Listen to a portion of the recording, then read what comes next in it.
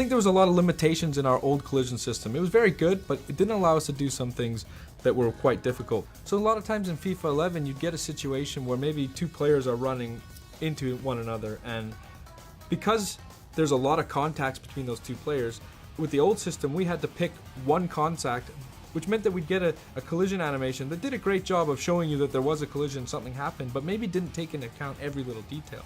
With this year's engine, what you see is when those two players come together, we're resolving for every single collision that happens, and we're really able to preserve the momentum a lot better in the interactions between players. This looks fantastic when you get into the replay camera and you see all of the limbs and the parts bending and contorting as you would expect them to, like you would see on real world TV. But it also translates into the telecam, where you really feel the difference of the game and you really feel that preservation of momentum.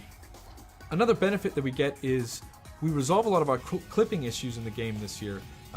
In last year's system, we didn't actually account for arm collisions at all, and you couldn't really tell in the telecam, but if you went into replay, you would notice that arms could sometimes clip through a shoulder or clip through a back of your opponents.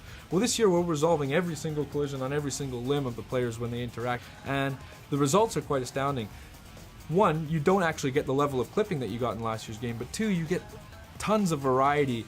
You don't get these robotic animations in jostling and shielding. You get more of a tussle between the players and a fight for possession that feels more realistic, feels like things that you might see on TV. To illustrate the point about the variety we get, I want to talk about contextual dribble turns. And what this is using the left stick, you could beat a player last year by maybe taking just a 45-degree dribble turn. But sometimes when you would do that, maybe you'd knock the ball by him and that player would stick out a leg trying to tackle you or really be in the way of where you're trying to go after the ball has passed him. So when you add this year's engine on top of the contextual dribble turns, what you get is realistic behaviors, realistic things that you would see on television happening in the game.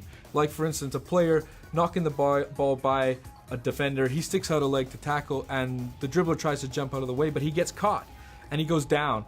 But the way he's trying to jump out of the tackle and the way that his legs bend because he's been caught, it creates another level of variety that we just wouldn't have had in the game last year.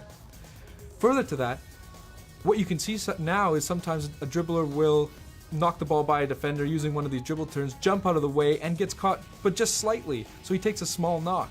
And what you get is a little bit more of resilience from the player to take those small knocks and able to continue on and go after the ball. Now players like Messi can skip through those challenges, take a knock, bounce off of a tackle, and still continue on to really pursue the ball and continue the flow of the game. And it makes for a much more exciting experience, especially when you're on the ball with those good dribblers.